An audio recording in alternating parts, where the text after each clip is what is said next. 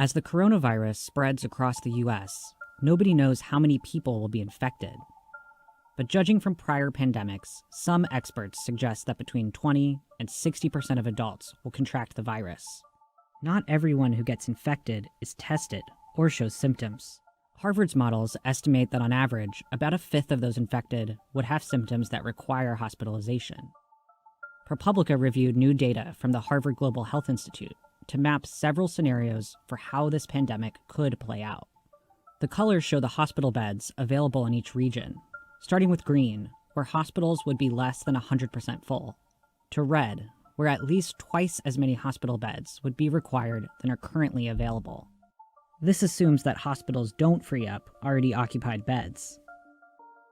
Even in one of the best-case scenarios, where the virus spreads over 12 months and the infection rate is 20%, many regions of the country would be at or above their existing hospital bed capacity. Some regions would struggle more than others to handle surges of patients. One place is Seattle, the region that had the nation's first virus-related deaths.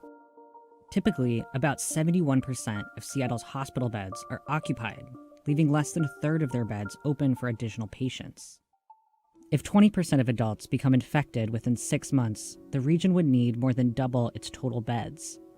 If the virus spreads more slowly, over 12 or 18 months, the pressure for additional hospital beds eases.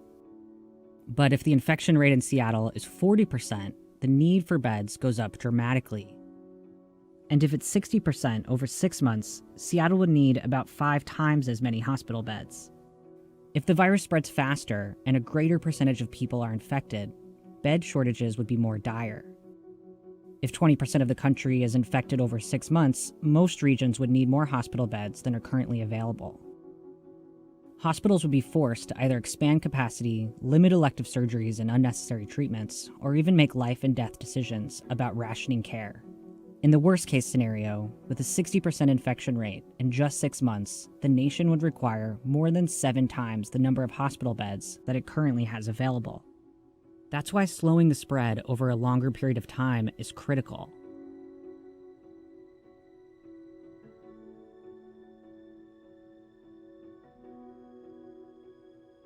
Experts say if we adopt social distancing strategies, like staying home and avoiding crowds, we can slow the spread, so hospital staff can be better prepared to treat patients in the coming months.